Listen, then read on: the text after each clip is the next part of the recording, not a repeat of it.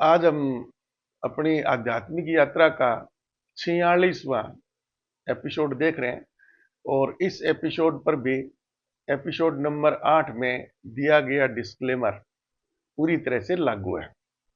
तो मित्रों, आज अपन थोड़ा सा हटके एक बार एक अन्य विषय को लेते हैं जो कि सबसे महत्वपूर्ण है। तो आज हम गीता पर चर्चा करेंगे। तो गीता क्या है कि गीता श्री कृष्ण भगवान द्वारा महाभारत के युद्ध क्षेत्र में अर्जुन को दिया गया ज्ञान है, यानी संपूर्ण ज्ञान है। इसमें उस वक्त तक जो भी ज्ञान उपलब्ध था, वेद से स्टार्ट करें तो वेद, फिर उपनिषद, फिर वेदांत, फिर अन्य पुराण, है ना, फिर उन पर दुनिया भर की टीकाएं और लास्ट में उसका सबका निचोड़ टोटल वो गीता में कृष्ण भगवान ने मुख्य रूप से तो अर्जुन को सुनाया था, लेकिन अन्य सभी को, जो भी उस वक्त की विज्ञान थी या जो भी उस वक्त का उनकी जो साधना थी, उससे जो उन्होंने शक्तियां प्राप्त की थी या योग्यताएं प्राप्त की थी, उससे बहुत से लोगों को इसका ज्ञान प्राप्त हुआ। तो गीता में जो मूल प्रति है ना, तो अब वो कहां से मिलती है? जैसे मैंने बताया था ना, मैं तो प्रमाणिक ग्रंथ है वो अपनी जो गीता प्रेस गोरखपुर है, तो उसकी किताबों को मैं प्रमाणिक मानता हूँ। जैसे योग भी मैंने थोड़ा बहुत जो सीखा है ना, वो पतंजलि का योग प्रदीप है, गीता प्रेस गोरखपुर से प्रकाशित, उसी से ही मैंने सीखा था। तो गीता के भी गीता प्रेस गोरखपुर में कई वर्जन है इसके, है ना। तो गीता के संस्कृत में श्लोक भी हैं, फिर उनका संस्कृत में ही सरलीकृत अर्थ दिया गया है, और संस्कृत में श्लोक है, फिर उनका हिंदी में भी अर्थ दिया गया है, फिर संस्कृत में श्लोक है, फिर उनका अंग्रेजी में रूपांतरण किया गया है। और उनमें भी कुछ संक्षेप में बहुत ही पॉकेट साइज की गीता भी उन्होंने प्रकाशित की है, जो अमूमन लोग जेब में अपनी रख सकते हैं, छोटी सी गीता है। तो अपन जो गीता है ना, उसमें अपन एक बार थोड़ा सा अपन संक्षेप में चलेंगे, तो कोशिश करेंगे जो पूरे 18 अध्याय है उनका अपन 5-7 दिनों में एक बार समरी रूप में उनको अपन जान ले, और अगर उसके बाद में भी विस्तृत रूप से एक एक श्लोक के हिसाब से व्याख्या करके अपने को जरूरत पड़ेगी तो अपन वो भी कर देंगे, कोई ऐसी दिक्कत वाली बात नहीं है।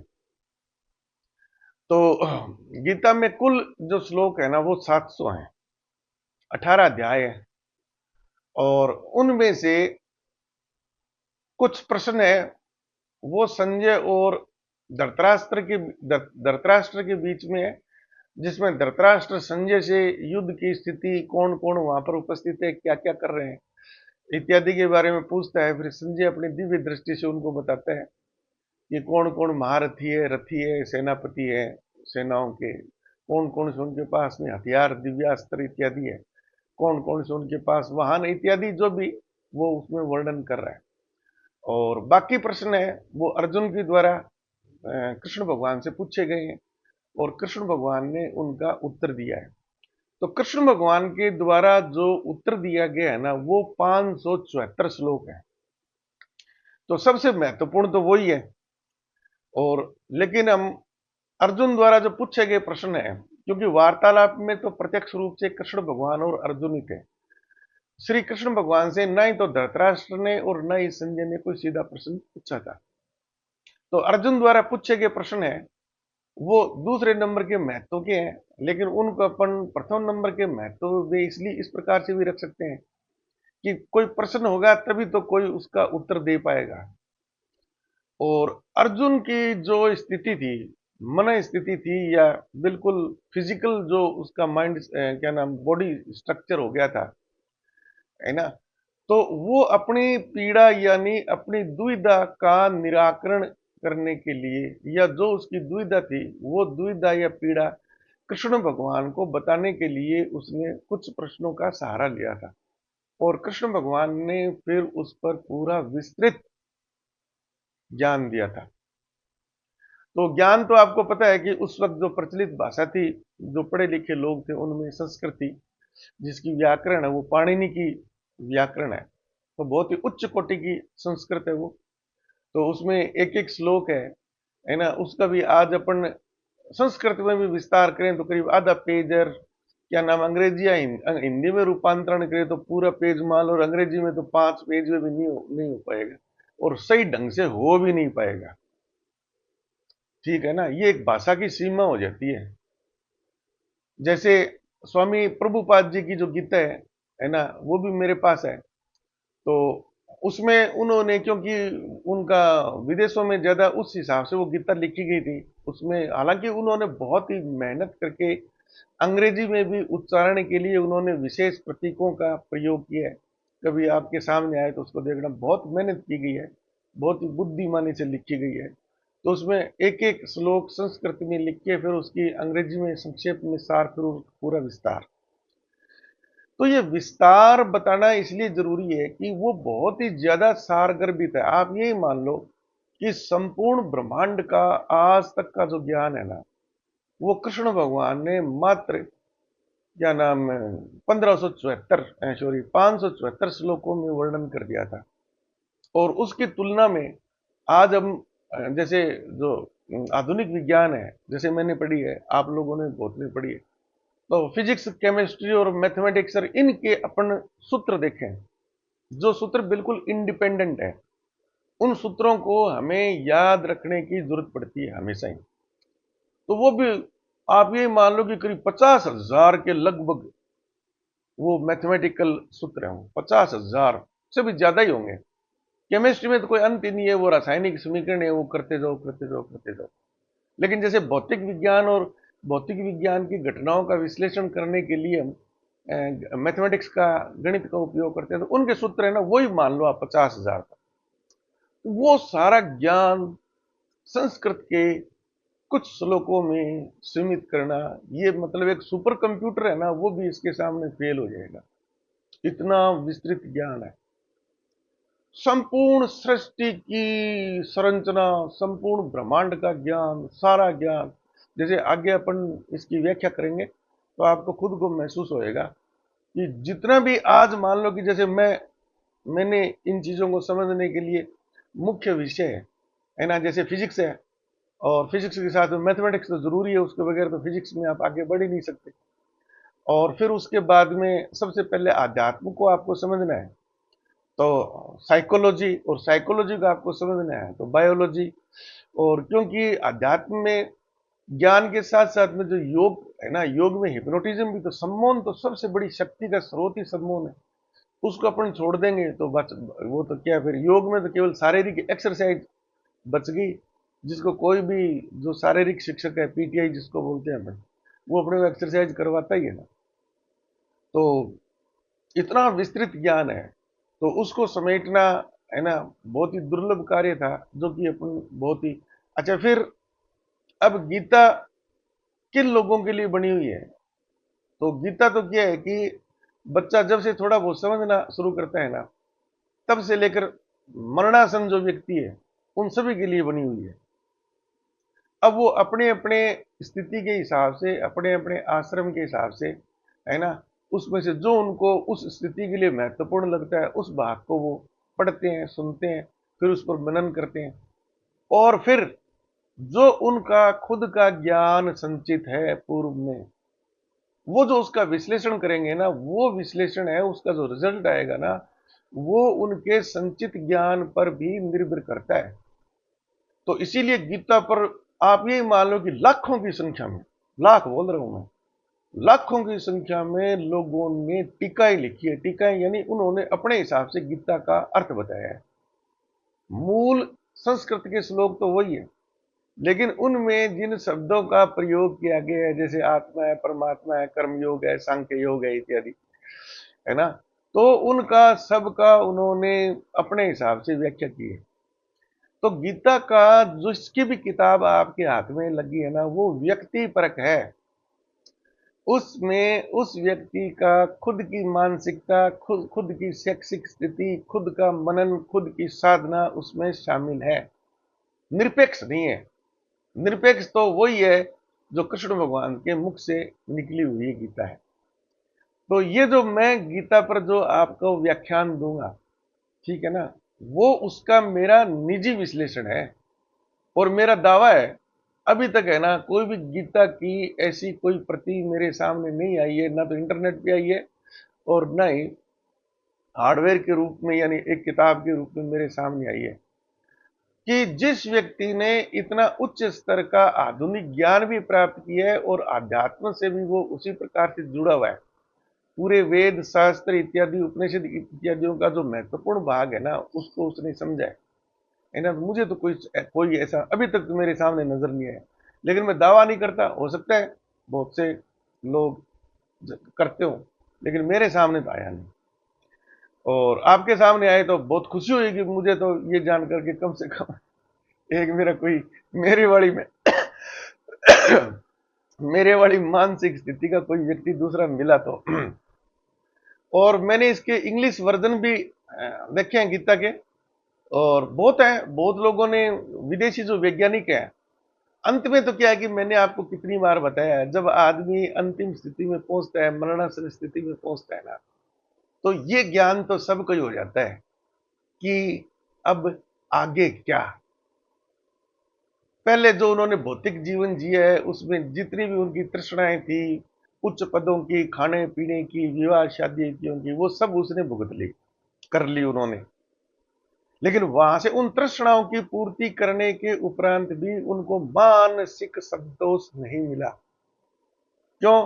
क्योंकि उनके जीवन में एक प्रश्न अभी भी बाकी रह गया था कि मरने के बाद में क्या होगा। क्या मेरा अस्तित्व पूरी तरह से समाप्त हो जाएगा, या आगे भी मेरे लिए कुछ बचा हुआ है? बचा हुआ है तो वो क्या है? उसमें मैं वहां पर उन परिस्थितियों में क्या कर पाऊंगा, या कुछ भी नहीं कर पाऊंगा? जो करने योग्य चीजें थी वो इन चार आश्रमों में ही थी। वो सभी प्रश्न उसके दिमाग में घूमते हैं, लेकिन उनको हल, है ना, इसलिए नहीं मिल पाया, इसलिए नहीं मिल पाया, नहीं मिल पाया, नहीं मिल पाया। गौर से सुन लो इन शब्दों को, कि उनका जो अंतिम रिजल्ट था ना, भाई सूचनाएं, इंफॉर्मेशन तो उन्होंने बाहर से ले ली, प्रकृति को भी देख लिया और साइंस का ज्ञान भी ले लिया और सारी चीजों की उन्होंने अपने जो धार्मिक ग्रंथ हैं, यानी जिस भी आस्था से वो संबंधित है, वो भी उसने पढ़ लिए। लेकिन उनके धार्मिक ग्रंथों की सीमा ही इतनी है कि वहां पर हेवन और हेल और जहन्नुम और जन्नत, प्रमुख उनकी बात कर रहा हूं मैं, है ना, जो अब्राहमिक रिलीजन आज के इस युग में तो जो सभ्यताएं हैं, उसमें दो ही सभ्यताएं मानो आप, जो विस्तृत है और जीवित है। उसमें तो एक यही मान लो, एक तो अब्राहमिक है, और मैंने आपको बताया था अब्राहमिक जो सभ्यता है ना, उसमें सबसे ऊपर वाली श्रेणी में ज्यूज हैं, यहूदी। उन्हीं से ही क्रिश्चियनिटी आई है, और उन्हीं से ही फिर ये क्या नाम, इस्लाम आया है। बाकी तो आप और कोई सभ्यता तो जो पुरानी थी, कोई मिस्र विस्र में थी, वो कभी की नष्ट हो गई, उनके मानने वाले आदमी ही नहीं बचे। उनका साहित्य भी कहीं पर भी है तो वो विलुप्ति के कगार पर ही, उनको कोई पढ़ने वाला भी नहीं है। और दूसरी बच गई अपनी सनातन संस्कृति।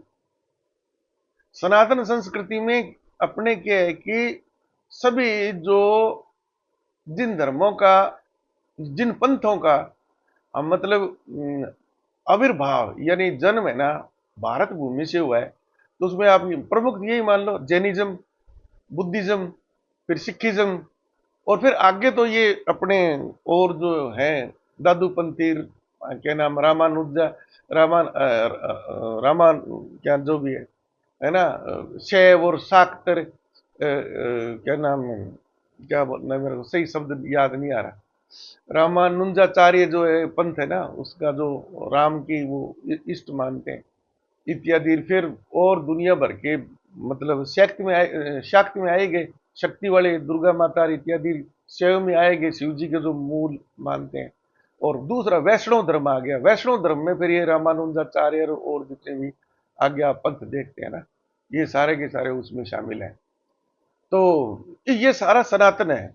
इन सब का जो मूल बेस है ना, वो अपनी वैदिक संस्कृति है, वो वेदों का, उपनिषदों का, गीताकार, इनकी जो बाकी कथाएं हैं, श्रीमद् भगवत पुराण है, विष्णु पुराण है, शिव पुराण है ना, क्या नाम, इस प्रकार से जो भी ग्रंथ है, वो सभी को उनमें से उन्होंने अपने अपने पंथ हैं, अपनी अपनी विचारधारा के हिसाब से, अपनी अपनी मानसिकता के हिसाब से उन्होंने उसका विस्तार दिया है।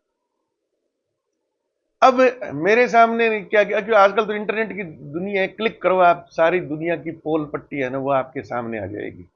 आपको एक सर्च ही मारनी है, सर्च अंगुली से भी नहीं, मुंह से ही बोलना है आपको, ठीक है ना। अब वहां पर जाकर, जैसे वेस्टर्न कल्चर है, तो वेस्टर्न कल्चर में ठीक है, आधुनिक विज्ञान में हमसे वो बहुत आगे हैं। वहां तक पहुंचने में अभी भी मुझे लगता है कि, जैसे मैं पर्टिकुलर भारत की बात करूं, जिस स्तर पर अपने साइंस और टेक्नोलॉजी अपने इंडिया ने अडॉप्ट कर ली है, जिस पर अपना खुद का कॉपीराइट है, बाकी तो हम सारा विदेशी पढ़ते हैं, तभी तो विदेशियों के अपन मोहताज हैं, हर टेक्नोलॉजी के लिए उनकी तरफ देखते हैं अपन, ठीक है ना। आज मान लो कि जो भी है, एप्पल वेप्पल या एम आई के जो भी फोन है, वीवो वगैरह, या और जितने प्रकार के आप लैपटॉप देखते हैं, कंप्यूटर देखते हैं, और गैजेट्स जो इस्तेमाल करते हैं, इनके साथ सब ये कॉपीराइट तो, पेटेंट राइट तो उनके पास में है। वहां से ही हम अपन टेक्नोलॉजी ट्रांसफर करवाते हैं उनसे, तो उनकी शर्तें होती हैं, वो अपने से पैसा लेते हैं, पॉकेट में कोई नहीं देता, फिर उनका अपन मैन्युफैक्चरिंग करते हैं। तो ओरिजिनल ज्ञान तो तभी माना जाएगा ना, जब अपना कोई इंडिया का स्टार्टअप है और उसने इस फील्ड में काफी रिसर्च करके अपना डेवलप किया है। तो उस तरह के हिसाब से देखें तो अपना भी बहुत पीछे है उनसे, आप ये मान लो कि 100 साल तो पक्का ही मानो आप, है ना। लेकिन इस हिसाब से आप अपने आप को कमजोर मत मानो, इस भारत भूमि को, वीर भूमि को, है ना, देवी देव भूमि को आप हल्का मत मानिए, क्योंकि ईश्वर प्रदत्त जो रिसोर्सेज है, संसाधन है, जो भारत भूमि पर निवास करने वाले व्यक्तियों को, जीव जंतुओं को, सभी को ही मानो आप, वो जो ईश्वर ने दे दिया है ना, वो तो बाकी लोगों के पास में है। आज टेक्नोलॉजी में, है ना, आप यही मान लीजिए कि वारफेयर और इत्यादि जासूसी वगैरह, इन इस प्रकार की टेक्नोलॉजी में ना, और जो स्मॉल स्केल पर, जो छोटे स्तर पर जो हथियार वगैरह बनते हैं, इसमें आज इजराइल एक नंबर पर है। लेकिन बेचारों की जनसंख्या कितनी है, सारे विश्व के वो गिनले ना तभी 1 करोड़ नहीं हो पाते, 1 करोड़, ठीक है। बाकी अमेरिका इसमें बहुत आगे, सबसे एडवांस्ड है, तो उसके पास में भी, अमेरिका में पर्टिकुलर उस देश में आस्था रखने वाले कितने हैं, आप ये मान लो कि 80% मान लो, है ना। बाकी तो 20% के लगभग तो विदेशी बैठे हुए हैं वहां पर, तो 80% है, तो 35 करोड़ सारी जनसंख्या है, तो 8 या 24, ये को 24-25 करोड़ उनके बचते हैं, ठीक है ना। बाकी उधर आप चले जाओ अपने भाई से, चाइना की तरफ, तो वहां पर चलो, उन्होंने कम्युनिज्म के कारण जो बुद्धिस्ट जो सभ्यता है ना, उसको उन्होंने दबा रखा है ना। लेकिन दबाने से कोई चीज दबती थोड़ी है। जिस जैसे भारत में अभी एक संक्रांति काल चल रहा है, बड़ी खुशी का माहौल चल रहा है, एक जागृति आ गई है, सनातन जागृति, और अचानक आई है, मतलब बच्चे बच्चे में आ गई है। कमाल तो ये है, हमारे जैसे बूढ़े खसूट है, वो तो खैर पहले से ही थे, लेकिन बच्चा बच्चा भी है ना, जिसका इस बात का बिल्कुल ज्ञान नहीं था, उसमें भी एक चेतना जागृत हुई है। तभी तो मैं कह रहा हूं ना, कलयुग में कल की अवतार हो चुका है, कल की अवतार हो चुका है। ये इतने बड़े स्तर पर जो परिवर्तन हो रहे हैं ना, जैसे मानसिक मानसिक स्तर पर परिवर्तन है सबसे ज्यादा, तो उसके बाद में फिजिकल एक्टिविटी, ये, अच्छा, फिर सरकारें बेचारे क्या होती है, सरकारों को आप कभी दोष मत दो, सरकारें चलती है बहुमत से बनती हैं। अधिसंख्य लोगों में जब जागृति आएगी ना, तो उनकी मानसिकता के हिसाब से सरकार बनती है, उनकी मानसिकता के हिसाब से ही संविधान बनता है। संविधान कोई लोहे महफूज पुस्तक थोड़ी है, जैसे कुरान के लिए बोलते हैं वो लोहे महफूज पुस्तक है, उसमें किसी प्रकार का कोई परिवर्तन नहीं कर सकता, ठीक है। उसमें भी लोग लगे हुए हैं, सऊदी अरेबिया वगैरह के सब, वो बोले अब सब चेंज करेंगे हम, हो गया, और बहुत हो गया, है ना, इन लोगों को भोंदू बनाना, हम अपने हिसाब से इसको रेक्टिफाई करेंगे। तो लो, क्या मैं क्या वो बोल रहा था, वो कहाँ पर बात है ना, कहाँ पर चली जाती है, दिमाग हट जाता है, वो फ्लो फिर डिस्टर्ब हो जाता है सारा। चलो, अब याद आएगी तभी आ जाएगी, थोड़ी देर में याद आ जाएगी। तो उनका पहले अपन जो वेस्टर्न कल्चर है ना, कि उनको ये जो परमानंद और जो परम संतोष और स्थिरता वाली चीज है ना, उनको इसलिए नहीं मिल पाती कि वो जो भौतिक सुख और भौतिक ज्ञान जो उन्होंने लिया है ना, उसके वो उच्चतम स्तर पर पहुंच गए, मान लो, है ना। तो क्या नाम है, फिर वो उनकी क्या है कि खुद की मानसिकता, और उन्होंने कभी इस बारे में सोचा ही नहीं। उनके ना तो कोई गीता जैसा ग्रंथ है, ना उनके कोई वेद पुराण वाला ग्रंथ है, जो कि मरने के बाद में बहुत आगे तक सोचते हैं। तो वहां तक उनकी लिमिट हो गई। तो उनके खुद के जो कंप्यूटर में पहले से इनबिल्ट जो सॉफ्टवेयर है ना, जो उनके जन्म से उनको बचपन से सीखते आ रहे हैं, वो है ना, जो भी बाइबल है, कुरान है, या जो भी है, तो बस उसकी लिमिट आ गई। तो वो फिर वहां पर जाके ना उनकी सीमा हो जाती है, फिर वो अंधेरे में भटकना शुरू कर देते हैं, उनको रास्ता नहीं मिलता। और तब तक क्या है कि उनके पास जो टाइम था ना, वो सारा निकल चुका होता है। हर आदमी की उम्र तो 100 साल ही है ना। जैसे अपन वो क्या नाम वो देखते हैं, वो स्टीफन हॉकिंस था, इंडिया में भी आया था वो। तो अंतरिक्ष के लिए मानते हैं भाई, सबसे ज्यादा ज्ञान उसके पास में था। और वो भारत भी 2-3 बार आया था, और उसने लास्ट स्टेज में 2-3 वर्षों में तो अपने विचार पता नहीं कितनी बार बदले। हर बार है ना, फिर वो नई चीज लेके आता कि नहीं नहीं यार, ऐसा तो नहीं है। तो वेस्टर्न कल्चर में अभी तक जो उच्चतम स्थिति प्राप्त की है उन्होंने, वो ये है कि संपूर्ण ब्रह्मांड का और अंतरिक्ष का, वो तो भाई उनके पास साधन है, हबल टेलीस्कोप भी उनके पास में है। और वो तो वॉयजर नाम का जो क्या नाम अंतरिक्ष यान है, उसको अपने सौर मंडल से भी पार करवा दिया उन्होंने। चंद्रमा पर वो जाके आ गए हैं, घूम के आ गए हैं पैदल वो। सूर्य के भी सबसे निकटतम वही पहुंच पाए हैं, और जो भी स्टडी है सूर्य के बाहर के और जो है ना, वो उन्हीं के पास में है। तो अब उनके जो वैज्ञानिक है ना, जो हाईएस्ट कैटेगरी में है, अंत में वो सोचना उन्होंने शुरू कर दिया कि क्या ये संपूर्ण ब्रह्मांड है ना, अभी उनके सामने ये प्रश्न है कि क्या ये संपूर्ण ब्रह्मांड एक स्वतः संचालित, ऑटोमेटेड, एक बिगेस्ट मशीन है, यानी जिसको किसी के निर्देश की जरूरत नहीं है, या फिर वो कोई ऐसी सेकंड पावर से संचालित होता है। जैसे अपन रोबोट को है ना, दो स्थितियों में रख सकते हैं। एक तो अपन ने रिमोट अपने हाथ में पकड़ रखा है, कमांड उसको देते हैं, आगे चल, पीछे चल, ऐसे करो, चाहे कैमरे से उसको नियंत्रित करो या कैसे भी करो, है ना, कहाँ तेरे को क्या देखना है, किसको गोली मारनी है, नहीं मारनी, रूप। एक उसको अपने, और जो भी उसमें डाटा फीड करके, जो भी हमने डाल दिया सॉफ्टवेयर उसको, ऑपरेटिंग का, एआई वगैरह, और उसको बाद में हमने ऑटोमेशन पर छोड़ दिया कि अब भाई तू ही अपना निर्णय ले, किसको पकड़ना है, किसको छोड़ना है, किसको मारना है वो। तो अब उनके सामने प्रश्न ये है कि ये संपूर्ण ब्रह्मांड है ना, जिसमें पृथ्वी भी शामिल है, क्या ये ऑटोमेशन मोड पर है, या फिर इसको भी संचालित करने वाली कोई सेकंड पार्टी है। अभी इसमें उलझे हुए हैं वो, ठीक है ना। और इसमें कृष्ण भगवान ने गीता में, वेदों में, यजुर्वेद में तो पता नहीं कितने हजार वर्ष पूर्व ही यजुर्वेद में बोल दिया था, अहम ब्रह्मास्मि। चारों वेदों का एक ही सार निकलता है कि दूसरी कोई शक्ति नहीं है, संपूर्ण ब्रह्मांड है ना, वो ही मैं हूं, वो ही मैं परमात्मा हूं। यानी मेरे को कंट्रोल करने वाला कोई नहीं है। मेरा जो मोड है ना, वो फुल्ली ऑटोमेशन है, फुल्ली ऑटोमेटेड है। वहां से कोई नई इंफॉर्मेशन की जरूरत नहीं है। क्या करना है, क्या नहीं करना है ना, वो सारा उसमें प्री फेड है, उसी हिसाब से चलता आ रहा है। बाकी जो दुनियादारी हम देखते हैं, परिवर्तन देखते हैं, और देखते हैं हम भी जैसे प्रयत्न कर रहे हैं कि भाई इस ब्रह्मांड रूपी जो महाशक्ति जो है, वो फोर्स फील्ड है, उसके कितने भाग को अपन अपने हित के लिए उपयोग कर सकते हैं। तो इसकी पावर अपने को कहां से मिलती है, कार्य कारण सिद्धांत। यानी कोई भी घटना है, उसका कोई ना कोई कारण होगा। उस कारण को अगर अपन बदल दे, तो वो घटना और उसका प्रतिफल है ना, वो नियंत्रित हो जाता है।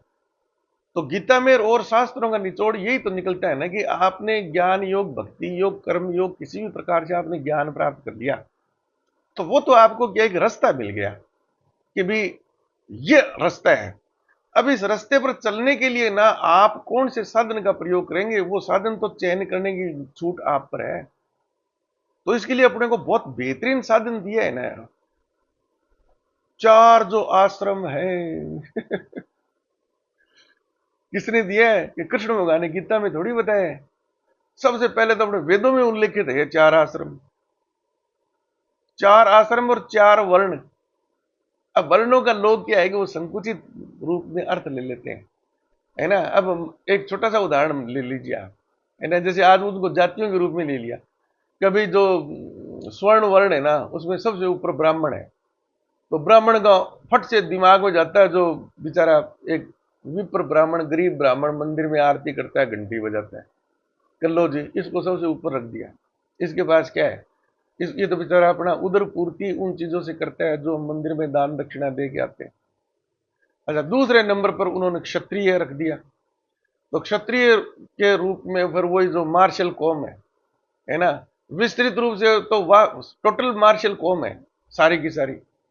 और उसमें विशेष रूप से जैसे राजपूतों को या इनको रख दिया, तो इनके वो हो गए भाई, ये तो पता नहीं अपने आप ही बैठ गए ऊपर। पहले इन्होंने राजा रुजा के रूप में जो काम कर दिया था हमारे ऊपर, ये जबरदस्ती वो दादागिरी कर रहे हैं। तीसरे में वैश्य रख दिया उन्होंने, जो वणिक का काम करते हैं, व्यापार इत्यादि वगैरह सारे। तो उसमें तो सारे नौकरी पेशा इत्यादि, है ना, नौकरी पेशा नहीं, जो स्वतंत्र अपना व्यापार करते हैं, खुद की कंपनी है या और है। चौथे पर उन्होंने शूद्रों को रख दिया। अब शूद्रों को रख दिया तो शूद्रों में मानते हैं जो बिल्कुल ही साफ सफाई इत्यादि का काम करते हैं उनको मान लिया। फिर जाति से संबंधित कर दिया तो उनको निकृष्ट श्रेणी में रख दिया, तो उसी प्रकार से दृष्टिकोण से उनको देखने लग गए। लेकिन ये कोई अर्थ थोड़ी है, ये तो बहुत संकुचित अर्थ है। लोग अपने वोट बैंक के हिसाब से, राजनीति के हिसाब से इनका चयन करते हैं। बाकी वर्ण के रूप में तो क्या है कि वर्ण वो है कि आप करते क्या हो, आपने जन्म कहाँ लिया, वो कोई महत्वपूर्ण चीज नहीं है। आज मान लो कि ब्राह्मण के कुल में किसी व्यक्ति ने जन्म ले लिया और वो आर्मी में चला गया, तो अब वो पूजा पाठ करने वाला ब्राह्मण है क्या? वो क्षत्रिय हो गया? वो तो युद्ध में लड़ने वाला है। ऐसे ही मान लो कि कोई SC ST का कोई बच्चा है और वो पढ़ गया, है ना, और वेद मेरी तरह वेद का व्याख्यान कर रहा है वो, तो वेद प्रवक्ता ही तो होता है ब्राह्मण। ब्रह्मा का जो अंश है ना, ब्रह्म अणु, ब्रह्म उससे बना है ब्राह्मण। ब्रह्म का ज्ञान रखना, तो वो तो ब्राह्मण तो वो हो गया, उसके जन्म से थोड़ी संबंधित है। तो ये परिवर्तनशील है। ये एक बार ब्राह्मण हो गया तो उसका पुत्र ये थोड़ी वो ब्राह्मण ही होगा। वो जैसा कर्म करेगा, मान लो कि बहुत है मजबूर बेचारे, जो बड़े बड़े ऑफिसों में चपड़ासी का काम करते हैं, तो उनको झाड़ू भी लगानी पड़ती है, और वो साहब लोगों का आगंतुक को पानी पिलाता है, तो वो तो शुद्ध। जिसने भी अपना श्रम बेचकर पैसा अर्जन किया है ना, श्रम बेचा, उसके एवज में पैसा या अपने जीवन यापन के साधन उसने लिए, भोजन पानी इत्यादि, वो सारे के सारे शुद्र हैं वेदों के हिसाब से। तो ये जो चीज है ना, तो उन वेस्टर्न कल्चर में ना, जो मूलभूत आवश्यक चीज है मोक्ष प्राप्त करने की, वो रास्ता नहीं है उनके पास में, आश्रम नहीं है ना, तो फिर उनके पास इतना स्पष्ट विभाजन नहीं है भी आपको 25 वर्ष तक क्या करना है, 25 से 50 वर्ष तक क्या करना है, 50 से 75 वर्ष तक क्या करना है, 75 से 100 वर्ष के बीच में क्या करना है। तो वो क्या है कि सभी को एक दूसरे में मिक्स किए हुए रखते हैं, है ना। अब वो मरणासन है, तभी वो ब्रह्मचर्य आश्रम में भी भटक रहे हैं, और वो संन्यास आश्रम में भटक रहे हैं, और वो वानप्रस्थ आश्रम में भटक रहे हैं। तो देखा होगा आप लोगों ने, है ना, 17 17 75 75 वर्ष के जो बूढ़े बुजुर्ग हो गए हैं, वो भी शादियां कर रहे हैं, वो शादियां कर रहे हैं, लिव इन में रह रहे हैं, जो भी वट एवर इट इज है ना। तो अच्छा, उनमें भी कोई सीमा बंधन नहीं है। बहुत बूढ़ा बुजुर्ग कोई पुरुष है तो बहुत ही अल्पायु की स्त्री से विवाह कर रहा है, बूढ़ी बुजुर्ग कोई स्त्री है तो वो अपने जो भी निहित स्वार्थ है, पैसे वैसे उसके लिए बहुत ही युवा से भी शादी कर लेती है। उनका शादी किया कि एक तरफ से कॉन्ट्रैक्ट है, वो कुछ विशेष समय के लिए ना वो एक तरह से समझौता करते हैं कि भी हमें अपने इतने दिन एक दूसरे के साथ रहना है और करना। तो वहां जाके है ना, बस उनका वो जो भी किया कराया है ना ज्ञान, वो सारा का सारा शून्य हो जाता है। फिर वो भटकना शुरू करते हैं।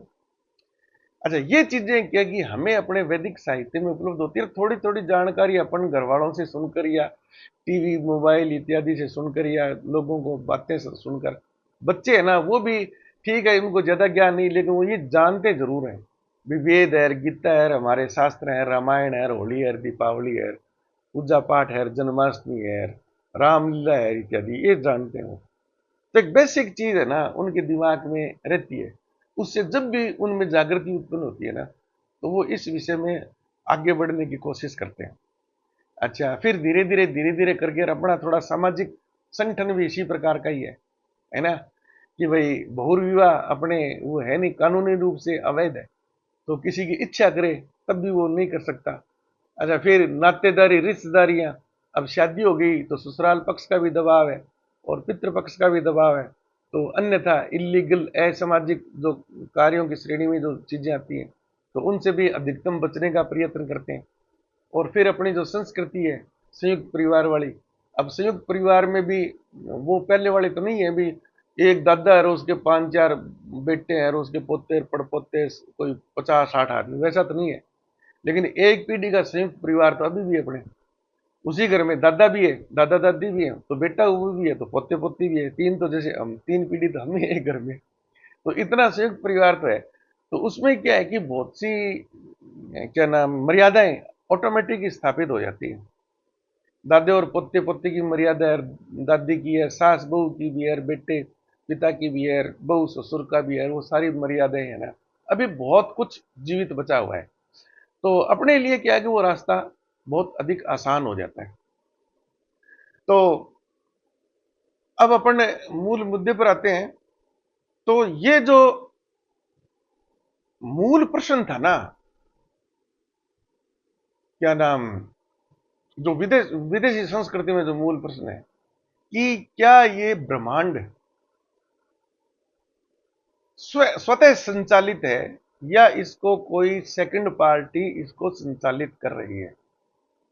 अब भी वो इसी प्रश्न में उलझे हुए हैं, इस बात का फैसला नहीं कर पा रहे। वो है ना, एक ईश्वर नाम की परिकल्पना तो उनके दिमाग में है, लेकिन वो ईश्वर नाम की परिकल्पना है ना, वो उसी प्रकार से है जैसे कि ईश्वर ने सृष्टि का निर्माण किया है, इस सृष्टि का संचालक वही है। बस वहीं आते ना, उनका दिमाग संतुष्ट नहीं होता। तो फिर वो कहते हैं कि जब ईश्वर द्वारा संचालित है तो ये इस ब्रह्मांड की अपने क्यों खोजबीन कर रहे हैं, फिर उस शक्ति की फिर खोजबीन करें ना, जो इस पूरे ब्रह्मांड को जिसने बनाया है, वो जो संचालित कर रहा है। अब वो शक्ति उनकी कल्पना में नहीं आ रही कि वो शक्ति किस प्रकार की हो सकती है, तो वो भटके हुए हैं। अपने तो ये चीजें बहुत हजारों हजारों साल पहले स्पष्ट कर दी थी। चारों जो वेद हैं उनके जो ब्रह्म वाक्य हैं, जो सारे वेदों का अध्यात्म से संबंधित ज्ञान है। आप ये मत मानना कि चारों वेदों में केवल ये अध्यात्म से संबंधित ज्ञान है। जैसे ऋग्वेद में है प्रज्ञानम ब्रह्म, है ना, यजुर्वेद में अहम ब्रह्मास्मि, और क्या नाम उसमें एकम ब्रह्म द्वितीय नास्ति भी उसी में है। फिर वो सामवेद में है तत्वमसि, और इसी प्रकार से वो अथर्ववेद में। तो ये नहीं है, उनमें सबसे अध्यात्म से संबंधित सबसे ज्यादा ज्ञानवर्धक चीजें है ना, वो सामवेद में है। और क्या नाम बाकी उसमें आयुर्वेद और इंजीनियरिंग वगैरह और वगैरह सारी चीजें हैं। तो अपने तो उस वक्त भी अपने जो बूढ़े बुजुर्ग ऋषि मुनि थे जिन्होंने इस पर इतना सघन अध्ययन किया था, मनन किया था, तभी बोलते हजारों हजारों वर्षों की वो समाधियां लगाया करते थे। तो समाधियों में कोई क्या नाम ऐसे हरे कृष्ण राम राम राम, या है ना शिव जी का कोई मंत्र या गायत्री मंत्र इस प्रकार का पूजा वो पाठ थोड़ी करते थे। वो पाठ करने वाले तो आपको छोटे छोटे खिलौने मिल जाएंगे आपको, अगर उसी से किसी को मोक्ष प्राप्त होती है। तो बाजार में मूर्तियां मिलती है ना गणेश जी की और की, वो पूरे दिन आपको तो गीता का पाठ करते रहेंगे वो।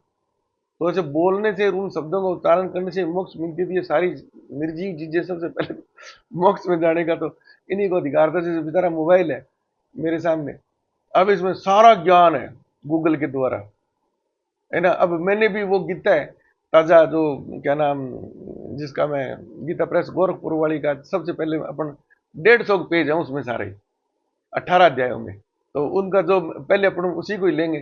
तो क्या नाम वो तो इसमें बेचारे में डाउनलोडेड है, उसका आप वॉइस के रूप में सुन लो, उसको आप आंखों से देख लो, किसी भी रूप में देख लो ना, सारे वेद देख लो, सारा सब कुछ देख लो ना आप। तो ये तो बेचारा कभी मोक्ष में पहुंच जाना चाहिए बहुत पहले ही, है ना। तो इस प्रकार से इसको थोड़ा सा अपने को एक ना विस्तृत दृष्टि से सारी चीज समझेंगे ना, तो ये चीजें समझना बहुत ही आसान है, बहुत आसान। मैं क्या कह रहा हूं, बहुत आसान। जैसे आप 10वीं क्लास पास कर लेते हैं ना, उसके बाद में चौथी 5वीं कक्षा का जो गणित का विद्यार्थी है, तो वो कोई आपसे प्रश्न पूछता था, आप उस पर झुंझलाते हैं कि यार ये इतना वर्गमूल, यार वर्गमूल तो बहुत आसान है, वर्गमूल लेना भी नहीं आता तुझे यार, बार बार गलतियां कर रहा है, ये ले वर्गमूल ऐसे लिया जाता है। उस वक्त आपके ना ये लगता है यार ये वर्गमूल वगैरह तो बहुत छोटी चीजें हैं, लेकिन उस बच्चे के लिए तो भारी है ना। तो ये चीजें बहुत ही आसान है। जैसे ही आप थोड़ा अध्यात्म में आगे बढ़ेंगे, थोड़ा अपना विस्तृत ज्ञान रखेंगे, थोड़ी आपको साइंस की नॉलेज भी बहुत ज्यादा जरूरी है, क्यों सबसे आसान तरीका है इन चीजों में से। अब देखो, आप कृष्ण भगवान की गीता की मैं व्याख्या करूंगा टोटल साइंटिफिक बेसिस पर। जैसे पीछे अपन ने एपिसोड में डिस्कशन किया था पुनर्जन्म, मोक्ष इत्यादि वगैरह वगैरह वगैरह, टोटल आधार मेरा सब पर साइंस ही था। और मैं हमेशा ही आपको कंप्यूटर के पैरेलल इसको ले जाके समझाने की मैंने कोशिश की है। और जो इसमें अभी भी भ्रम में है ना, तो उनके लिए तो मैं माफी चाहूंगा। मैं बोलूंगा यार भगवान भगवान को और परब्रह्म को छोड़ो आप।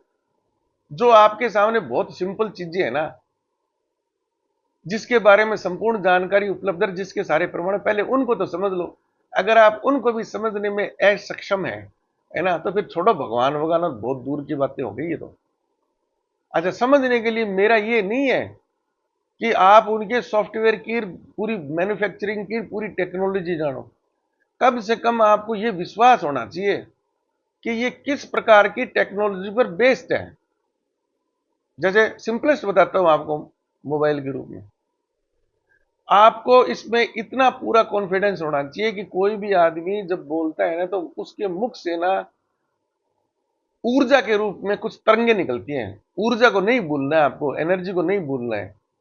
हम क्या है कि एनर्जी को जब छोड़ देते हैं ना, तो बाकी चीजें, अमूर्त चीजें फिर आपको मानसिक कल्पनाओं की तरह लगती है। जैसे अपने दिमाग में मानसिक कल्पनाएं कर रहे हैं, चांद पर ना वो बड़े हरे भरे बाग है, बड़ी सुंदर नदियां और बड़े सुंदर वो है पहाड़, तो वो चांद का चित्र तो आपको दिखाई दे रहा है, लेकिन वो कल्पना है, वो उसमें कोई फैक्ट नहीं है। ठीक है ना। उसको आप मूर्त रूप में उस प्रकार का निर्माण नहीं कर सकते किसी भी विधि के द्वारा। एनर्जी के बगैर ना ये चीजें संभव नहीं है। तो एनर्जी तो वेव फॉर्म का, एनर्जी तो बहुत ही प्राइमरी पार्ट है, बगैर एनर्जी के तो वेव फॉर्म उत्पन्न ही नहीं होती ना।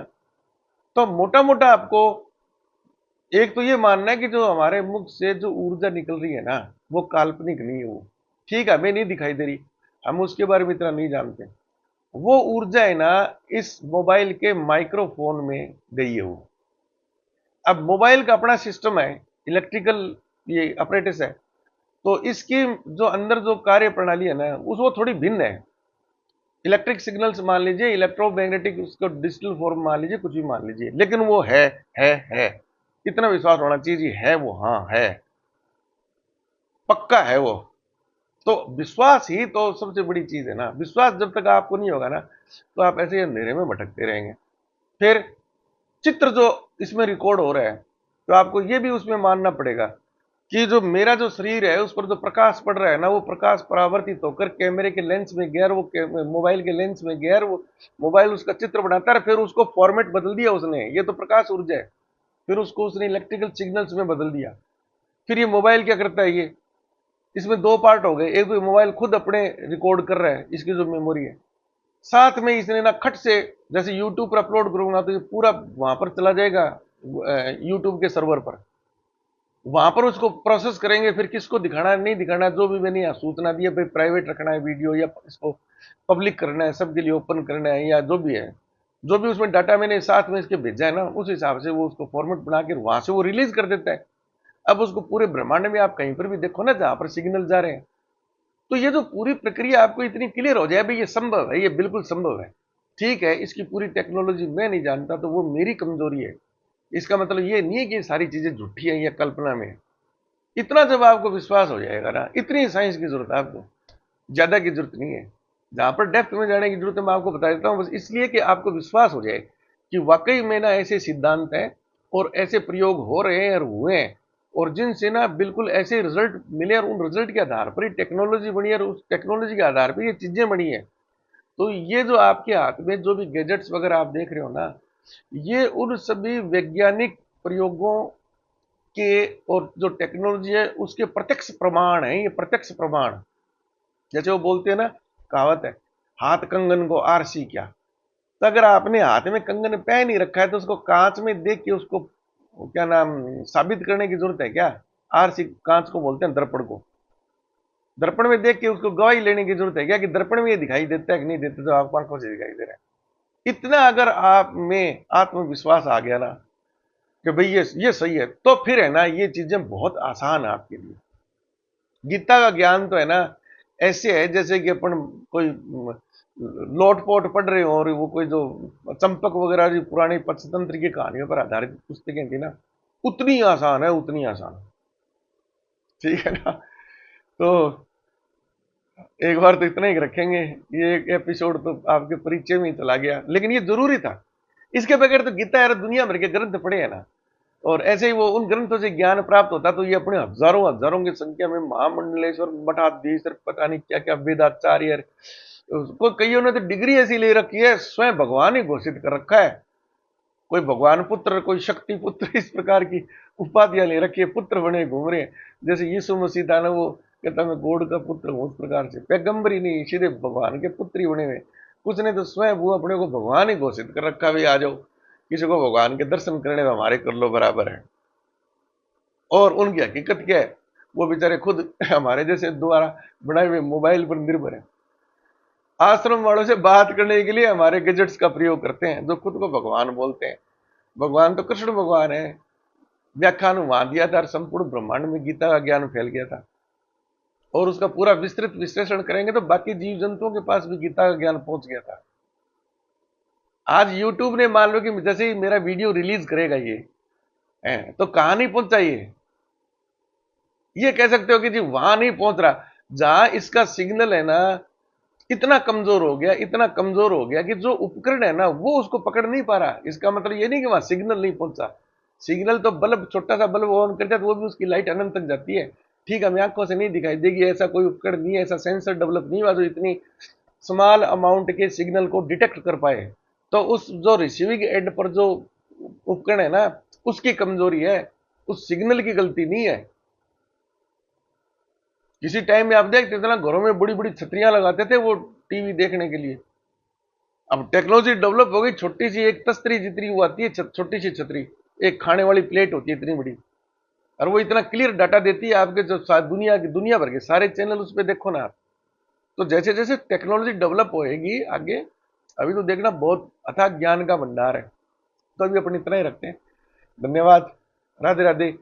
वीडियो को अधिकतम लोगों तक पहुंचाइए, शेयर कीजिए, सब्सक्राइब कीजिए, लाइक करिए।